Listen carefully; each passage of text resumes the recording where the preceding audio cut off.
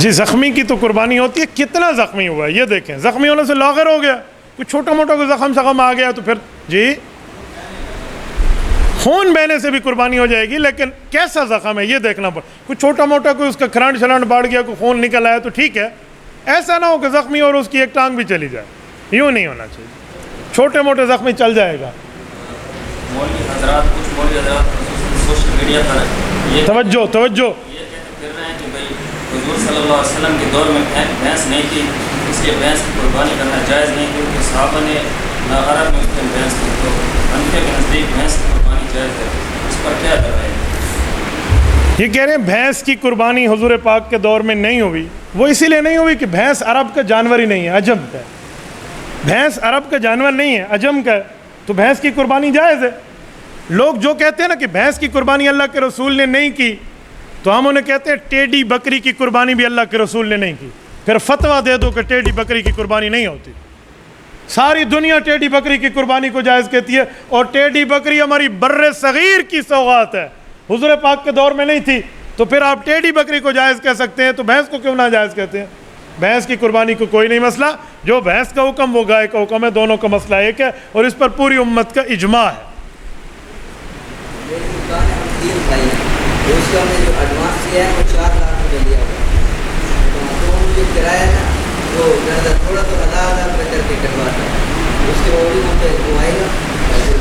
بیٹا آپ پر قرضہ مثلاً 4 لاکھ ہے, آپ اس کے بعد اپنی ملکیت دیکھیں. اگر آپ ملکیت میں اتنے پیسے رکھتے ہیں جو 4 لاکھ سے کم ہیں, تو آپ پر کوئی قربانی نہیں ہے.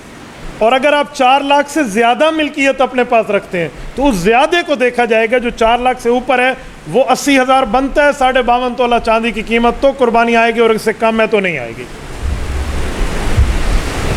جی زبردست احسن, یہ بڑا زبردست سوال ہے.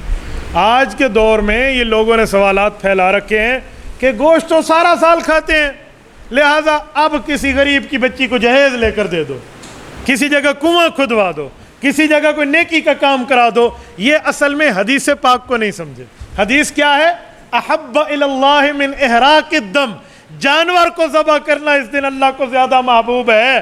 اور یہ سمجھ رہے ہیں ہم اس کی جگہ کوئی نیکی اور کر لیں. بھائی اور نیکی کریں گے, یہ اس کا الٹرنیٹ نہیں ہے, اس کا متبادل نہیں ہے, متبادل اس کا کوئی نہیں ہے. یہ آپ کو قربانی کرنی پڑے گی. کوئی اور نیکی کرنی ہے تو آپ کر لیں, وہ منع نہیں. مجھے ایک شخص نے کہا مولانا اتنے لاکھوں جانور پہ خرچ کر دیتے ہو پیسے, کسی غریب پر چند ہزار خرچ کر دو تو بہتر ہے. میں نے کہا بھائی یہ تجھے اب یاد کیوں آیا ہے؟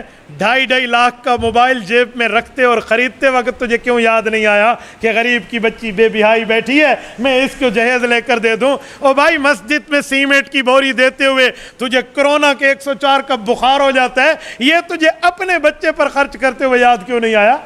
تو جب نیکی پر خرچ کرنے کی باری آتی ہے تو شیطان انہوں کو تھندی پٹی پڑھیں دے, نہیں صاحب یوں نہیں ہے, یوں ہے, یوں نہیں ہے, یوں ہے. نہیں بھائی, قربانی کا کوئی متبادل نہیں ہے, قربانی ہی کرنی پڑے گی. آپ کو اراقۃ الدم, احراق دم دیکھنا ہوگا کہ رسول اللہ صلی اللہ علیہ وسلم نے کیا کیا. یہ نہیں ہے کہ آپ کہیں قربانی چھوڑیں میں 2000 رکعت نماز نفل پڑھ لوں. بھائی تو 10,000 رکعت نماز نفل پڑھ لے, پھر بھی اس کی متبادل یہ شکل نہیں بن سکتی. کیوں؟ اس دن جانور ذبح کرنا صاحب نصاب پر اللہ کو بہت محبوب ہے. یہ فتویٰ سب سے بڑے اس دور کیا کائنات کے سب سے بڑے مفتی اعظم رسول اللہ صلی اللہ علیہ وسلم کا ہے.